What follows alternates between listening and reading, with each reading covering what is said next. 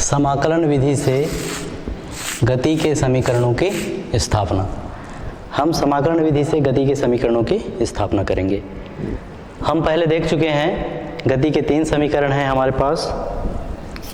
गति का जो पहला समीकरण होता है वह होता है v बराबर u प्लस ए टी।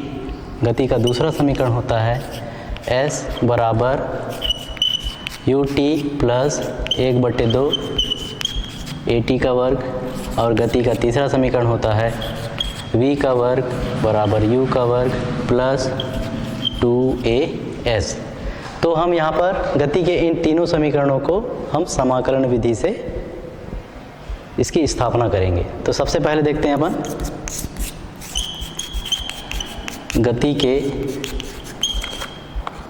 गति के पहले समीकरण की स्थापना।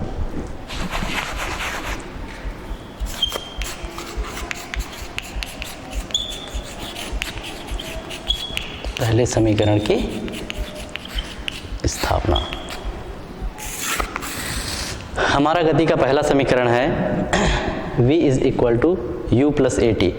इस समीकरण को हम स्थापित करेंगे। तो यहाँ पर माना किसी क्षण वस्तु का त्वरण यदि स्मॉल a है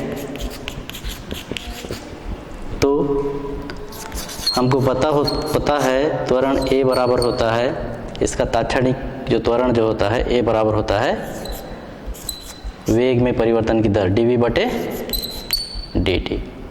इसको दे दो पहला इक्वेशन, या इसको हम ऐसा भी लिख सकते हैं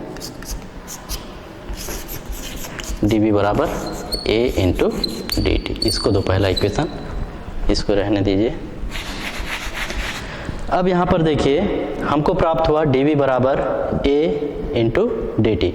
तो हम यहाँ पर जो समाकलन करते हैं वह समाकलन निश्चित समाकलन किया जाता है। तो इस स्थिति में हमको यहाँ पर इस समीकरण 1 को कुछ लिमिटेशंस के अंतर्गत इसका समाकलन करेंगे, या कुछ सीमाओं के अंतर्गत इसका समाकलन करेंगे। तो सबसे पहले यहाँ पर सीमाएं ज्ञात कर लेते हैं। सीमाएं, या इसी को बोलते हैं अंग्रेजी में लिमिट्स। यहाँ पर किन सीमाओं के अंतर्गत समीकरण 1 को हम समाकलित करेंगे वह सीमा ज्ञात करेंगे। अब यहाँ पर देखिए समय t बराबर 0, मतलब प्रारंभिक समय में यदि वेग बराबर u, हमको पता है प्रारंभिक समय में जो वेग होता है उसको u से डिनोट करते हैं, तथा t समय में वेग बराबर v होता है। हमको पता है समय t है तो उस स्थिति में वेग u के बराबर, समय t बराबर 0 है तो उस स्थिति में जो वेग होता है वह u के बराबर होता है। और यदि t में जो समय में होता है वेग या अंतिम वेग को हम मानते हैं v के बराबर। तो इन लिमिटेशंस के अंतर्गत हम समीकरण 1 को समाकलित करेंगे। तो यहाँ पर लिख सकते हैं इन सीमाओं के अंतर्गत समीकरण 1 को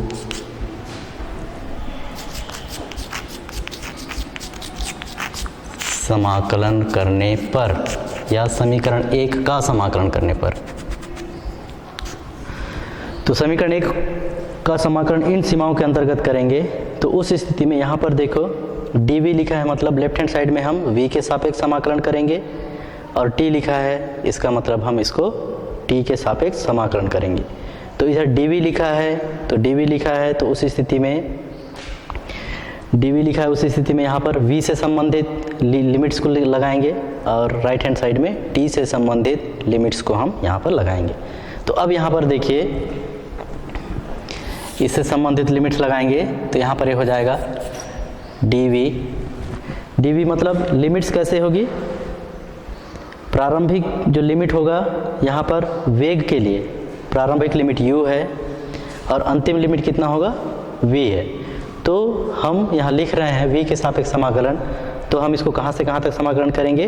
प्रारंभिक वेग से अंतिम वेग तक, अर्थात हम इसको u से v तक समाकलित करेंगे। बराबर इधर कितना है? इधर जो समाकलन होगा, इधर देखो यहाँ पर t के सापेक्ष समाकलन हो रहा है, इसलिए यहाँ पर हमारा प्रारंभिक समय 0 है और अंतिम समय t है, तो इधर हम जो समाकलन करेंगे वह 0 से t तक किया जाएगा। तो यहाँ पर 0 है लोअर लिमिट मतलब निम्न सीमा, और अपर लिमिट या उच्च सीमा t है, और राइट हैंड साइड में है a इंटू dt। या यहाँ पर देखिए, यहाँ पर dv के सामने कुछ नहीं, मतलब यहाँ पर 1 है, और हमको पता है 1 का जो समाकलन होता है तो वह जिस भी चर के सापेक्ष हम समाकलन करते हैं उस चर के बराबर होता है। तो यहाँ पर 1 का v के सापेक्ष समाकलन v के बराबर होगा। समाकलन जब हम पढ़ेंगे या पढ़े हैं तो वहाँ पे ये सूत्र बताया जाएगा। तो 1 का समाकलन v के सापेक्ष v के बराबर होता है, और जब समाकलन करने के बाद जब लिमिट्स को अप्लाई करते हैं तो इधर लिखा जाता है बड़े कोष्ठक के इधर नीचे निम्न सीमा को और ऊपर में उच्च सीमा को लिखा जाता है। बराबर अब यहाँ पर देखिए, यहाँ पर समाकलन कैसे होगा? a t का फलन यहाँ पर नहीं है सीधा सीधा, इसलिए a अचर राशि होगा, तो ये अचर राशि इस समाकलन से बाहर आ जाएगा और हमारा समाकलन केवल यहाँ पर 1 बच जाएगा। तो 1 का t के सापेक्ष समाकलन इधर t हो जाएगा, ये 0 और ये t। अब यहाँ पर देखिए, इसके बाद यहाँ पर लिमिट अप्लाई करते हैं। तो लिमिट अप्लाई करते हैं तो कैसे करते हैं?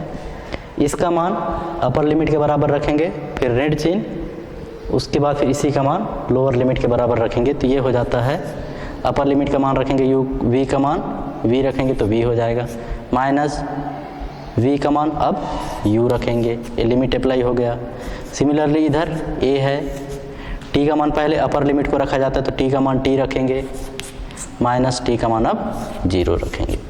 तो ये हमको मिल जाता है v माइनस u बराबर a into T a t, या इसी को हम आगे लिख सकते हैं v बराबर इधर पक्षांतर कर दिए u प्लस a t। यह गति का पहला समीकरण है, यहाँ पर लिख सकते हैं यह गति का पहला समीकरण है। अब इसके बाद देखते हैं गति का दूसरे समीकरण की स्थापना।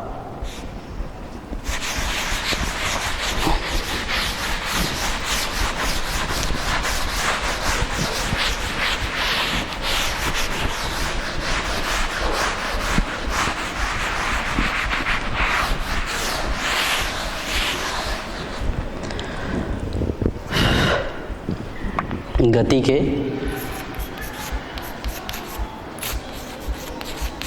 दूसरा है हमारा गति के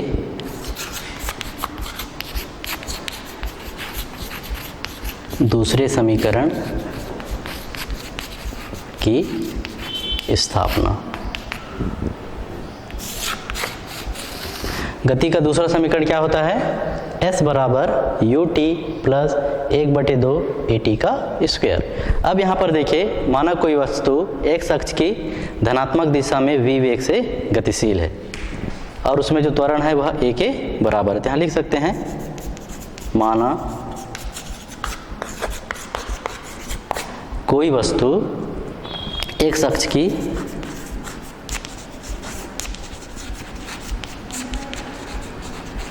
धनात्मक दिशा में v वेग से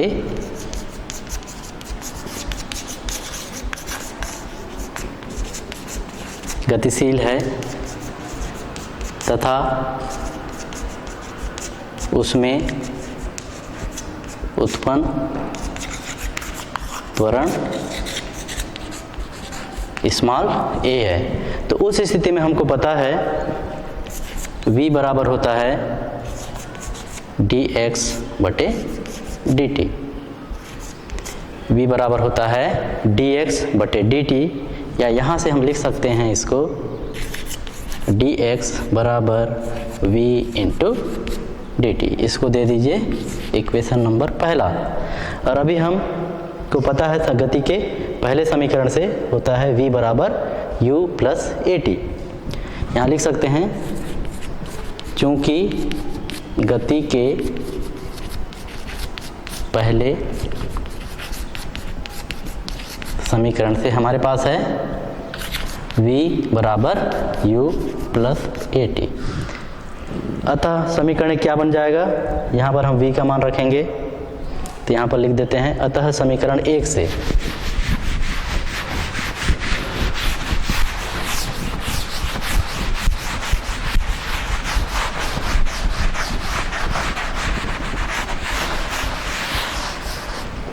यहाँ पर देखिए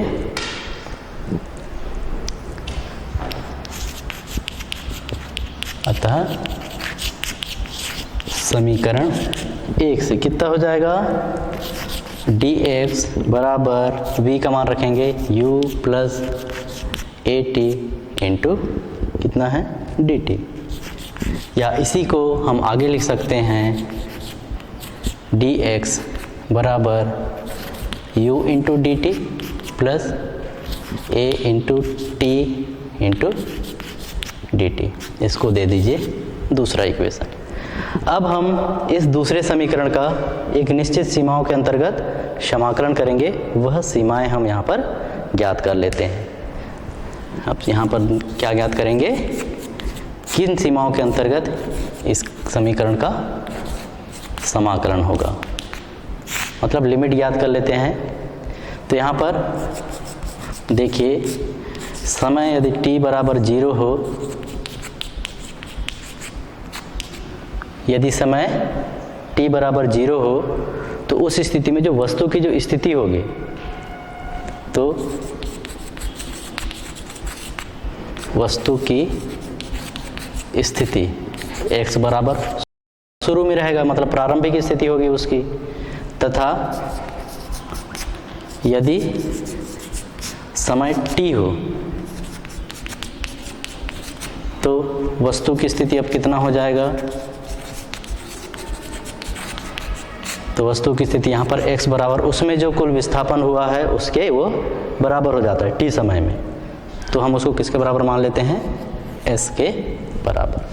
तो इन सीमाओं के अंतर्गत हम समीकरण 2 को समाकलन करेंगे। तो यहाँ पर लिखिए इन सीमाओं के अंतर्गत समीकरण 2 का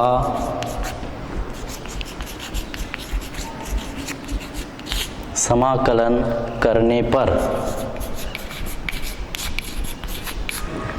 ये कितना हो जाएगा, समीकरण 2 का समाकलन करेंगे तो इधर देखिए यहाँ पर x के सापेक्ष समाकलन करना है, इसलिए यहाँ पर x से संबंधित लिमिट लगाएंगे। तो x से संबंधित मतलब स्थिति से संबंधित लिमिट कितना होगा, उसका लोअर मान है x बराबर 0, अपर मान कितना है x बराबर s, मतलब निम्न सीमा 0 है, उच्च सीमा s है, इसलिए हम इधर 0 से लेकर के s तक इसका समाकलन करेंगे। और कितना है इधर, ये dx के बराबर है। राइट हैंड साइड में देखिए पहला पद देखिए u इंटू dt, मतलब यहाँ पर t के सापेक्ष समाकलन करना है, तो t के सापेक्ष समाकलन करना है, इसलिए यहाँ पर t से संबंधित जो लिमिट्स है, t से संबंधित लिमिट कितना है, जो निम्न सीमा है वह t बराबर 0 है और जो उच्च सीमा है वह t के बराबर है। तो यहाँ पर जो लिमिट लगेगा वह लगेगा 0 से t into u into dt plus इधर यहाँ पर भी t के सापेक्ष समाकलन हो रहा है, इसलिए a t इंटू dt। ये कितना हो जाएगा, इधर भी t के सापेक्ष हो रहा है, इसलिए 0 से t तक। अब इसके बाद इसका समाकलन हम यहाँ पर देखते हैं।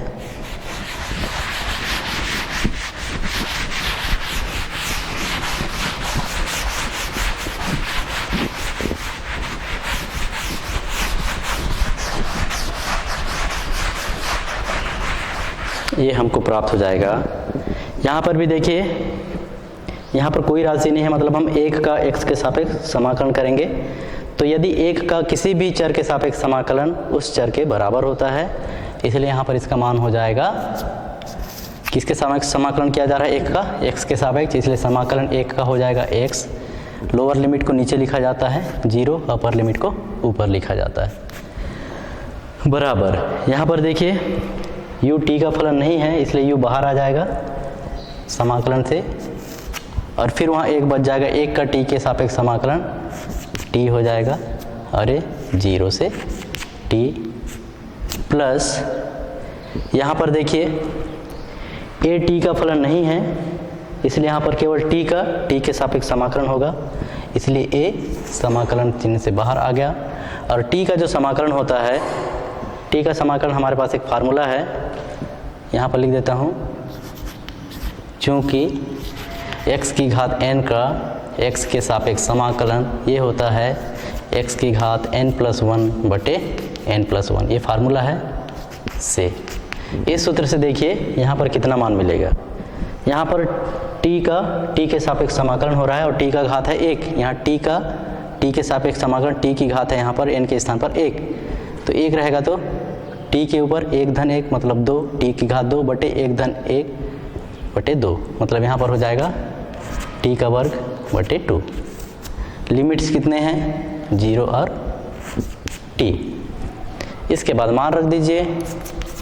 लेफ्ट हैंड साइड में कितना हो जाएगा? पहले x का मान s रखेंगे, s माइनस x का मान अब 0 रखेंगे, तो s माइनस 0 बराबर u इंटू, यहाँ पर भी लिमिट अप्लाई करो, t का मान t रखेंगे माइनस t का मान 0 रखे, फिर प्लस a इंटू, पहले t का मान t रखेंगे तो हो जाएगा t का वर्ग बटे 2, ऋण चिन्ह, अब t का मान कितना रखेंगे? 0 का वर्ग 0 बटे 2। इस प्रकार से लिमिट अप्लाई हो गया, या इसी को हम आगे लिख सकते हैं s माइनस 0 बराबर s बराबर t माइनस 0 बचेगा t u into T U T plus यहाँ पर ये 0 हो जाएगा और ए टी का वर्ग बटे 2, या इसी को हम लिखते हैं 1 बटे 2 ए टी का वर्ग। अब यहाँ पर देखिए ये हमको मिल गया s बराबर, इसको नेक्स्ट इक्वेशन दे सकते हैं तीसरा। अब हमको यहाँ पर मिल गया s बराबर यू टी प्लस 1 बटे 2 ए टी का वर्ग। तो इस प्रकार से यह गति का दूसरा समीकरण है। क्या नीचे लिख सकते हैं? यह गति का दूसरा समीकरण है। तो इस प्रकार से हम गति के पहले समीकरण और गति के दूसरे समीकरण को समाकलन विधि से उसकी स्थापना की। अब इसके बाद हम देखते हैं गति के तीसरे समीकरण की समाकलन विधि से हम कैसे स्थापना करेंगे। तो इसको इधर देखिए,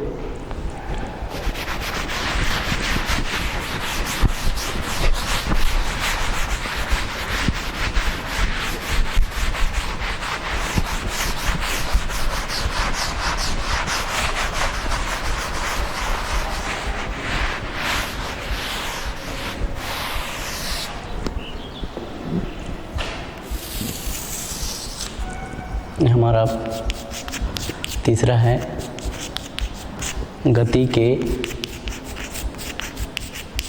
तीसरे समीकरण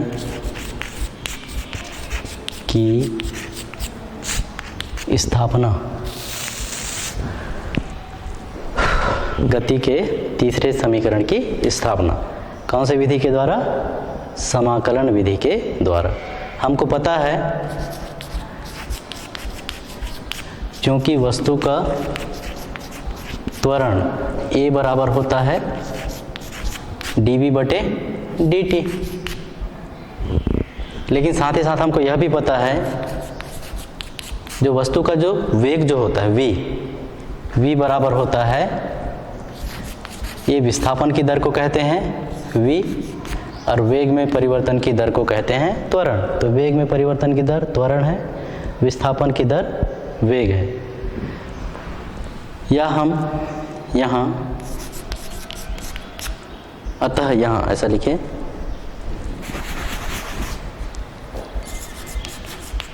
अतः यहाँ a बराबर dv बटे dt है, उसको इस प्रकार से भी लिखा जा सकता है dv बटे dx इंटू dx बटे dt। तो उस स्थिति में क्या हो जाएगा, dx से dx कैंसिल होता है, dv बटे dt। तो इसके तुल्य हम इसको मानते हैं।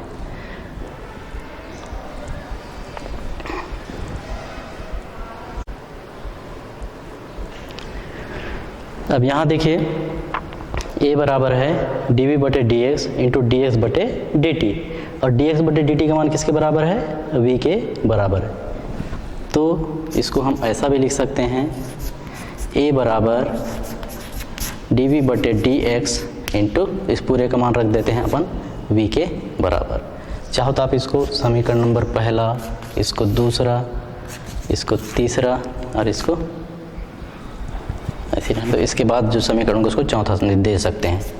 अब इसके बाद हम इसको कैसा लिख सकते हैं, dx को इधर पक्षांतर कर दो, तो इधर हम इसको लिख सकते हैं a इंटू dx बराबर ये v इंटू dv। इसको दे देते हैं समीकरण नंबर चौथा। अब हम इस समीकरण नंबर चौथे को विभिन्न सीमाओं के अंतर्गत इसका समाकलन करेंगे, तो हमें गति का तीसरा समीकरण प्राप्त होगा। तो मतलब इसके लिए हम लिमिट ज्ञात करेंगे। तो यहाँ पर देखिए, यहाँ पर हमको किसके लिए लिमिट ज्ञात करना पड़ेगा, एक तो x के सापेक्ष समाकलन कर रहे हैं, स्थिति का लिमिट ज्ञात करेंगे, स्थिति के लिए लिमिट, और वेग के सापेक्ष समाकलन होगा, इसलिए हम वेग के लिए भी लिमिट ज्ञात करेंगे। तो यहाँ पर अब ज्ञात करते हैं सीमाएं।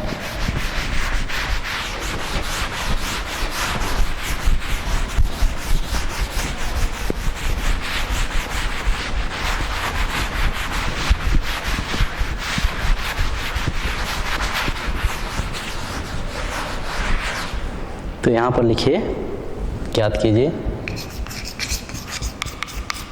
सीमाएं, लिमिट्स। समय t बराबर 0 हो तो,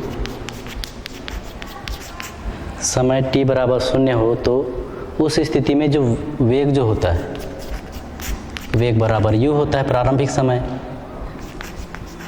तथा स्थिति x बराबर 0 होता है, तथा यदि समय t हो तो t समय में वेग को हम कितना लेते हैं, अंतिम वेग के बराबर v, तथा जो स्थिति जो होता है x, ये उसमें जो कुल विस्थापन होता है उसके बराबर होता है। मतलब x किसके बराबर हो गया, s के बराबर। तो इन लिमिट्स के अंतर्गत हम समीकरण 4 का समाकलन करेंगे। तो नीचे लिख सकते हैं, इन सीमाओं के अंतर्गत समीकरण 4 का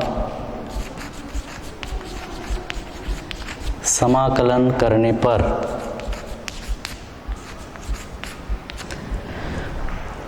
तो इन सीमाओं के अंतर्गत समीकरण 4 का समाकलन करने पर कैसे हो जाएगा, इधर a इंटू dx, x के सापेक्ष समाकलन कर रहा है इसलिए x से संबंधित यहाँ पर लिमिट्स लगाएंगे। तो x से संबंधित लोअर लिमिट है 0 और अपर लिमिट है s, निम्न सीमा है 0 और उच्च सीमा है s बराबर। इधर देखिए राइट हैंड साइड में किसके सापेक्ष हमको समाकलन करना है, v के सापेक्ष, इसलिए v से संबंधित, वेग से संबंधित जो लिमिट्स हैं, निम्न सीमा है u, उच्च सीमा है v, तो इधर का समाकलन हो जाएगा u से v तक। या इसी को हम आगे लिख सकते हैं, a बाहर आ जाएगा, एक का x के सापेक्ष समाकलन होता है x और लिमिट हो जाएगा 0 इंटू 0 से लेकर के s तक बराबर। यहाँ पर वही v के सापेक्ष समाकलन सूत्र लगेगा, x की घात n का x के सापेक्ष समाकलन जो होता है वह प्राप्त होता है x की घात n+1 बटे n+1, ये वाला सूत्र। चूँकि x की घात n का x के सापेक्ष समाकलन होता है x की घात n+1 बटे n+1, इस सूत्र से यहाँ पर समाकलन होगा। तो ये मिल जाएगा v के सापेक्ष समाकलन, तो v की घात 1 है इसलिए v का घात 1 धन 1 2 बटे नीचे में 1 धन 1 2, लोअर लिमिट है u, अपर लिमिट है v। इसके बाद ये हो जाएगा, इसमें लिमिट अप्लाई करो, पहले उच्च सीमा का मान लिखो x बराबर s ऋण x बराबर 0।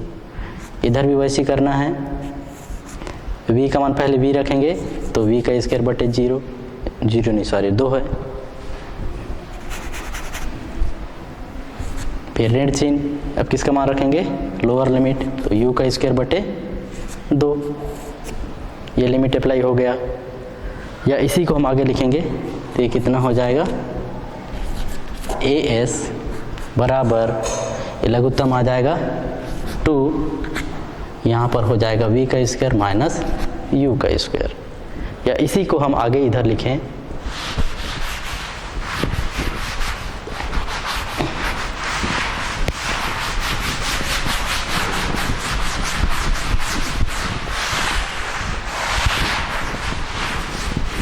इसी को आगे इधर लिखें तो इधर हमको प्राप्त हो जाता है, क्या प्राप्त हो जाएगा, 2 का क्रॉस मल्टीप्लिकेशन हो जाएगा as के साथ, तो ये मिल जाएगा 2as, ये प्राप्त हो जाएगा 2as बराबर v का स्क्वायर माइनस u का स्क्वायर।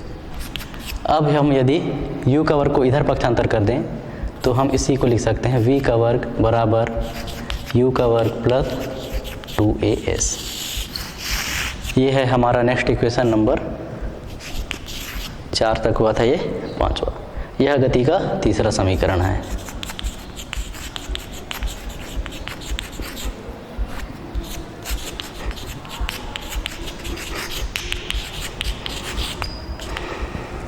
इस प्रकार हमने यहाँ पर समाकलन विधि से गति के तीनों समीकरण ज्ञात किए। इसके बाद हम यहाँ पर देखते हैं गति के समीकरणों में कुछ विशेष स्थितियाँ होती हैं, उसके बारे में।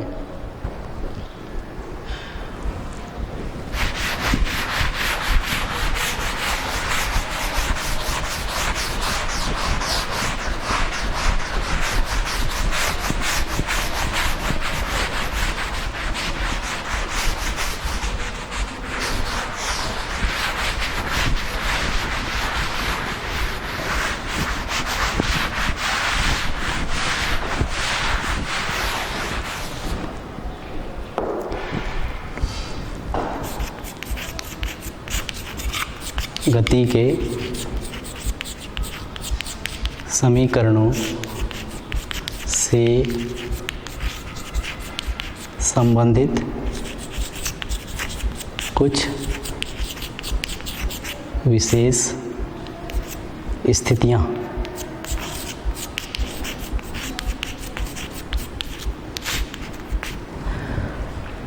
गति के समीकरणों से संबंधित कुछ विशेष स्थितियाँ। इसमें से पहले देखते हैं स्थिति पहला।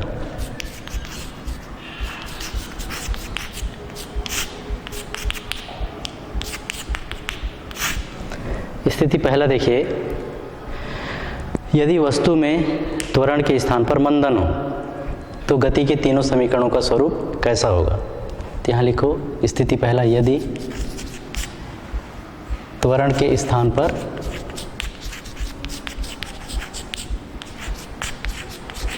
मंदन हो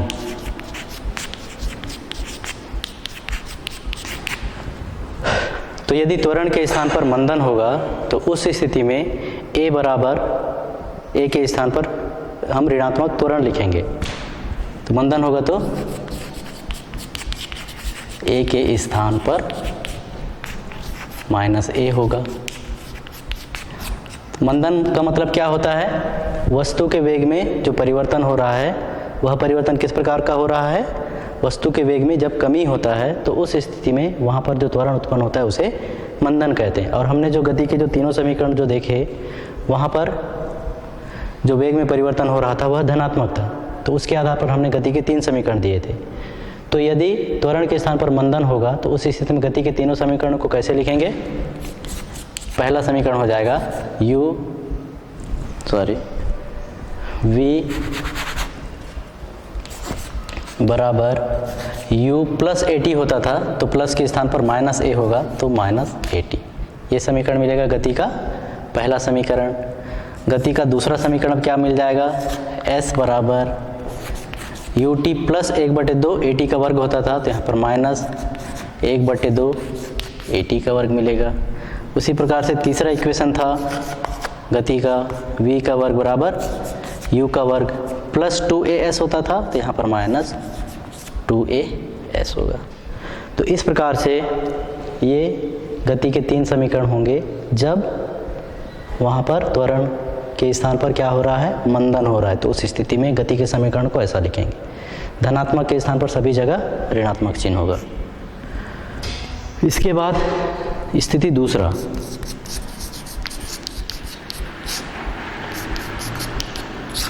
स्थिति दूसरा, यदि वस्तु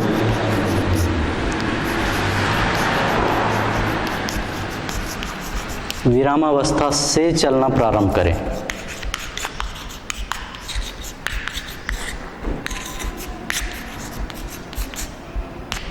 यदि वस्तु विरामावस्था से चलना प्रारंभ करे तो उस स्थिति में जो गति के जो तीनों समीकरण हैं उसको हम कैसे प्रदर्शित करेंगे। तो इस स्थिति में क्या होगा, विरामावस्था है मतलब u का मान प्रारंभिक वेग कैसा होगा, 0। अतः क्या हो जाएगा, पहले समीकरण को कैसा लिखेंगे, हमारे पास पहला समीकरण है गति का v = u + a2 था, तो यहाँ पर कितना हो जाएगा, v बराबर u का मान 0 हो गया, तो हमको v बराबर at मिलेगा। दूसरा समीकरण अब क्या मिलेगा, s बराबर ये 0 हो जाएगा, 1/2 at का वर्ग हो जाएगा। और तीसरा समीकरण क्या मिलेगा, v का वर्ग बराबर 2as, यहाँ पर u का वर्ग ये 0 हो जाएगा। तो इस प्रकार से दूसरी स्थिति में यदि वस्तु विरामावस्था से चलना प्रारंभ करे तो इस स्थिति में u का मान 0 होता है, इसलिए यहाँ पर गति के तीनों समीकरण को इस प्रकार से दर्शाया जाएगा। इसके बाद और स्थिति है, स्थिति नंबर 3,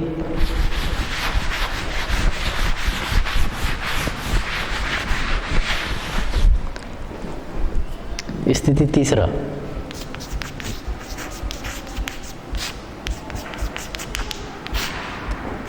यदि वस्तु विरामावस्था से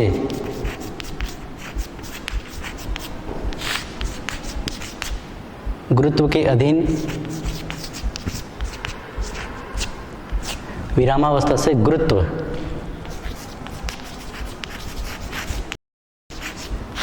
यदि वस्तु विरामावस्था से गुरुत्व के अधीन नीचे गिरे,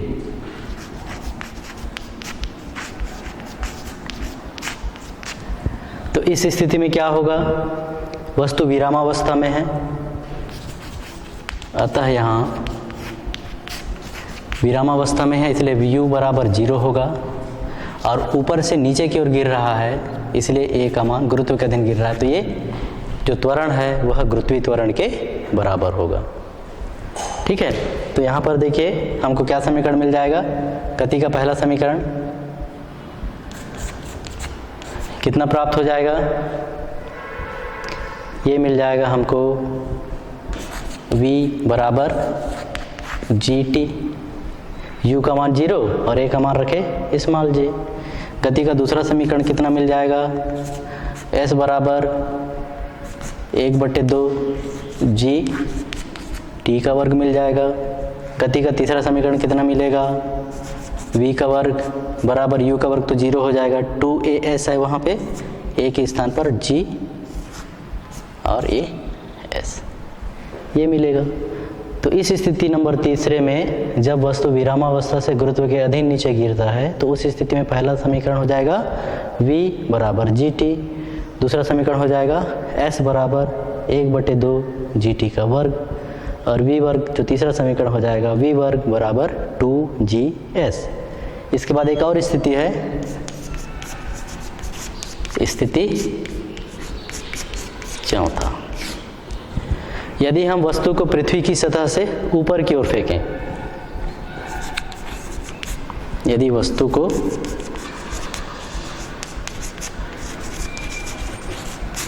पृथ्वी की सतह से ऊपर की ओर फेंकें। अर्थात हम नीचे से वस्तु को ऊपर की ओर फेंकें तो उस स्थिति में क्या हो जाएगा, g का मान ऋणात्मक हो जाएगा। अतः पहला जो समीकरण हो जाएगा ये मिलेगा v बराबर माइनस जी टी। दूसरा समीकरण है यह मिलेगा s बराबर माइनस 1/2 जी टी का स्क्वायर। और तीसरा समीकरण हमको मिलेगा v स्क्वायर बराबर माइनस 2 इंटू जी इंटू एस। यहाँ पर ये इस प्रकार से मिलेगा। ये तब मिलेगा जब वस्तु का जो प्रारंभिक वेग है वह शून्य हो तब।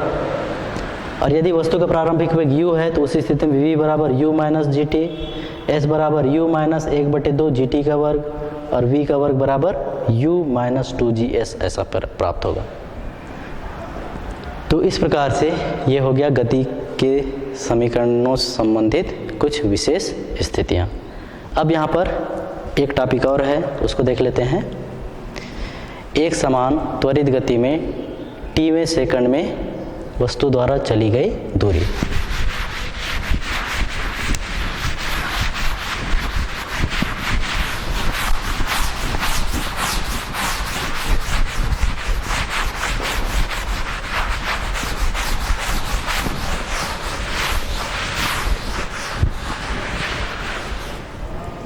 हमारा अगला हेडिंग है एक समान त्वरित गति में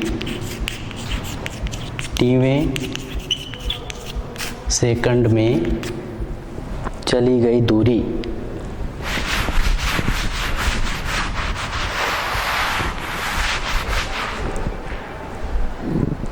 एक समान त्वरित गति में tवें सेकंड में चली गई दूरी। इसका मान हम ज्ञात करते हैं। एक समान त्वरित गति में tवें सेकंड में चली गई दूरी। तो माना वस्तु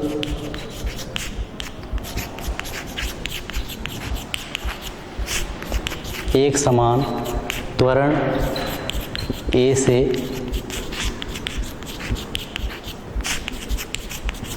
गतिमान है जिसका प्रारंभिक वेग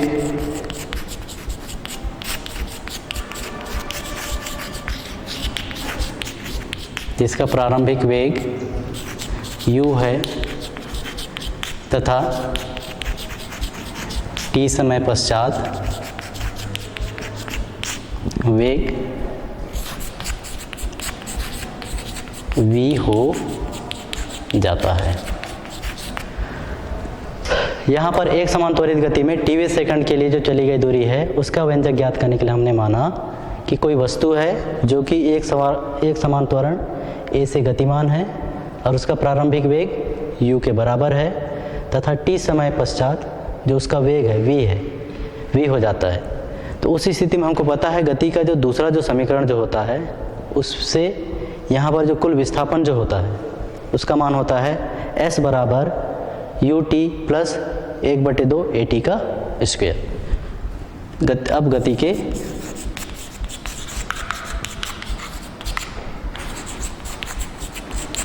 दूसरे समीकरण से, गति का दूसरा समीकरण क्या होता है, s बराबर ut प्लस 1/2 at का स्क्वायर। इसको दे दो पहला इक्वेशन यहाँ पर। तो s बराबर होता है ut प्लस 1/2 at का स्क्वायर। ये गति का दूसरा समीकरण है। अब यदि वस्तु द्वारा ये कौन से सेकंड में चली गई दूरी है, t समय में चली गई दूरी है। ये जो दूरी जो होता है वस्तु द्वारा t समय में जितना विस्थापन होता है यह उसके बराबर होता है। अतः t समय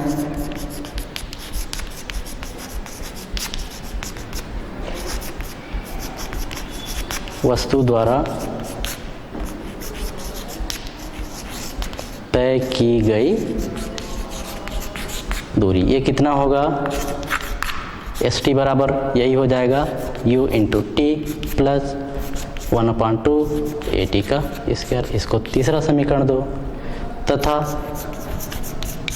अब इससे जस्ट पहले t-1वें समय में, t-1 समय में चली गई दूरी, तो यह तय की गई दूरी,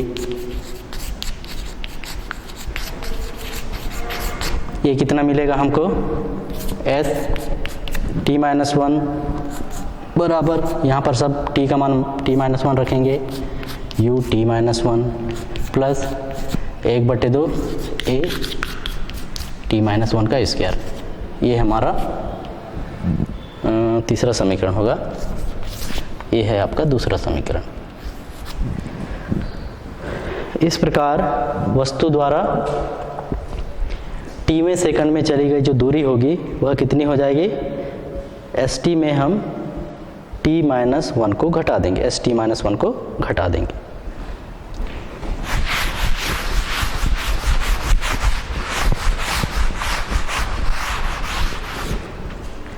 तो यहाँ पर देखिए, अतः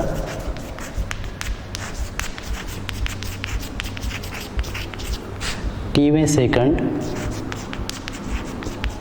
में चली गई दूरी कितना हो जाएगा, बराबर st माइनस s t-1 मान रख दीजिए। अब इसके बाद st का मान कितना रखेंगे, ut प्लस 1/2 AT का स्क्वायर, माइनस चिन्ह यहाँ पर हो जाएगा ये u t-1 plus 1/2 a t-1 का स्क्वायर ब्रैकेट बंद, t-1 का स्क्वायर। ठीक है, अब इसके बाद ये हो जाएगा ut प्लस 1/2 AT का स्क्वायर माइनस ब्रैकेट के अंदर ब्रैकेट खोल दीजिए, तो ये हो जाएगा ut माइनस u, फिर प्लस यहाँ पर भी ब्रैकेट ओपन कर देते हैं एक ही साथ, तो यहाँ पर हो जाएगा 1/2 a, ये हो जाएगा t का वर्ग प्लस 1/2 a, ये हो जाएगा t-1 का जो होल स्क्वायर होगा t का वर्ग प्लस 1 माइनस 2t, तो ये फिर माइनस हो जाएगा 2t, तो 2 से 2 कैंसिल हो जाएगा, ये मिल जाएगा AT। या इसी को हम आगे लिख सकते हैं ut प्लस 1/2 AT का स्क्वायर, ब्रैकेट ओपन कर दीजिए तो माइनस हो जाएगा ut, क्योंकि बाहर में है ऋण चिन्ह है तो ऋण और ऋण का गुणधन, ये हो गया u, फिर ये ऋण 1/2 AT का स्क्वायर, फिर ये ऋण a/2 ऋण और ऋण धन AT। अब देखो क्या क्या कट रहा है यहाँ पर, तो यहाँ पर कैंसिल हो रहा है, ut से ut कट गया, 1/2 AT का वर्ग से 1/2 AT का वर्ग कट गया। अब बचा कितना, u minus a/2 plus AT, यहाँ पर बचा u माइनस, ठीक है, तो यहाँ पर बच गया u plus AT minus a/2, या इसी को हम आगे लिख सकते हैं u 1/2 को a/2 को उभयनिष्ठ निकाल लो, तो ये प्लस a/2 उभयनिष्ठ निकल गया, तो यहाँ पर कितना बचेगा, a/2 उभयनिष्ठ निकालोगे तो 2t माइनस ये 1। यदि हम इसको st से डिनोट करें तो ये हमको मिल जाएगा st बराबर u plus a/2 2t minus 1, इसको देते हैं चौथा समीकरण। तो यहाँ पर हमको मिला st बराबर u plus a/2 2t minus 1। ये किसी वस्तु के द्वारा जब वस्तु एक समान त्वरित गति करती है तो उस स्थिति में t समय के लिए वस्तु द्वारा तय की गई दूरी होती है। तो इस प्रकार से आज हमने देखा समाकलन विधि से गति के समीकरणों की स्थापना और उसके कुछ विभिन्न स्थितियां, और उसके बाद फिर देखें हम एक समान त्वरित गति में t सेकंड में वस्तु द्वारा तय की गई दूरी और दूरी का मान हमको मिला st बराबर u प्लस a बटे 2 इंटू 2t माइनस 1। तो समीकरण 4 की सहायता से हम t में समय में वस्तु द्वारा चली गई दूरी को ज्ञात कर सकते हैं। धन्यवाद।